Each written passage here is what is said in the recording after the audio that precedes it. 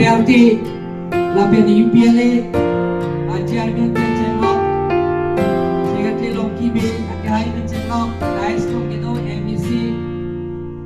Gansing from Balakai Longsing from Akai Chenlok dan Minik Tukong Ramsa Talon Ramsa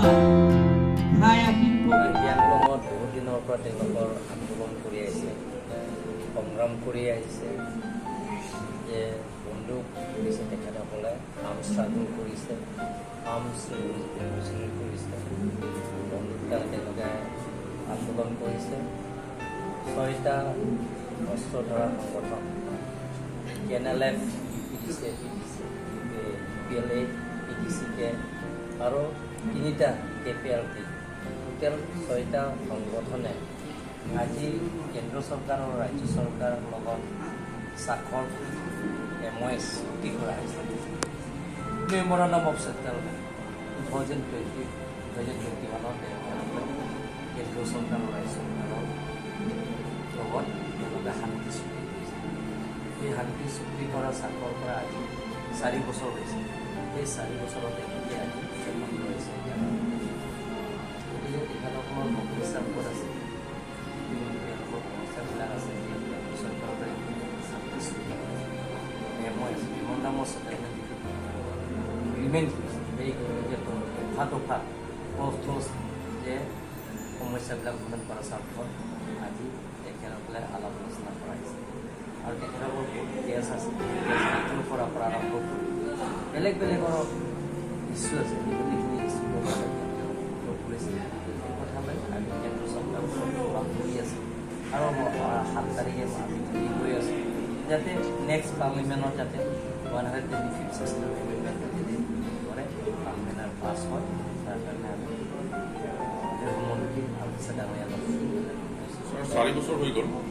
125th চেচনৰ তাৰপিছত আপুনি কি কৈছে welfare autonomous development commission plan receive হোৱাৰ পৰা কাৰ্বিসকলৰ বাবে যিটো ৱেফাৰ অট'নমাছ কমিশ্যন এবাৰ এছেম্বলিও তেওঁলোকে বিলটো আনিব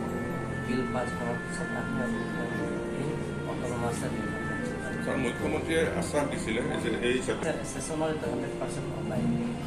আৰু ছাৰ আজি ডক্টৰ মানসিং ৰংগোৱে বিজেপি ত্যাগ কৰিলে অলপ আগতে তেওঁ ৰেজিগনেশ্যন দিছে তেখেতে মই নাজানো মানে বহুত বছৰৰ পৰা তেওঁলোকে ঘৰতে ঘৰত কাম কৰা নাই তেখেতে ঘৰতে বহি আছে এখন ব্যক্তিগত কথা মই ক'ব নোৱাৰোঁ আৰু মানুহৰ সকলোৰ এটা অধিকাৰ আছে কোন দলৰ জাতৰ কোন দলৰ নাজানো গতিকে তেওঁ বহুত বছৰৰ পৰা হৈছে তেওঁ প্ৰায় 5টা বছৰৰ ওপৰত হৈছে তেওঁ মানে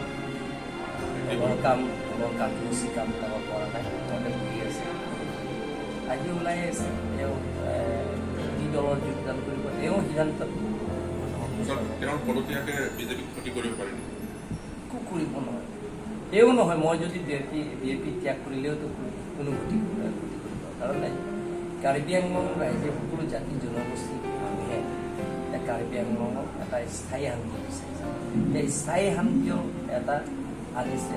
বিজেপি আনিছে নৰেন্দ্ৰ মোদী ডাঙৰীয়া নেতৃত্বত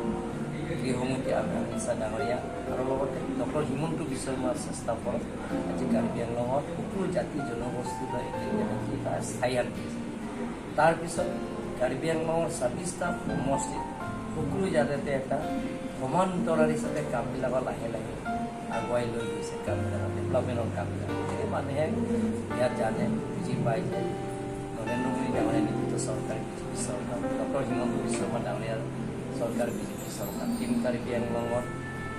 কাৰ্বি অট'নমাছ কাউন্সিলৰ বিজেপি চৰকাৰে ৰাজ্যক সহায় সুবিধা কৰি আছে ডেভেলপমেণ্ট কাম কৰি আছে স্থায়ী শান্তি আনিছে গতিকে মানুহে নৰেন্দ্ৰ মোদী ডাঙৰীয়া ডক্টৰ হিমন্ত বিশ্ব শৰ্মা ডাঙৰীয়া বিজেপি ভ্ৰমণ পাই কাৰণে সকলোৱে আশীৰ্বাদ আৰু মৰম আৰু Lapian 1952 23rd June ke Letumpan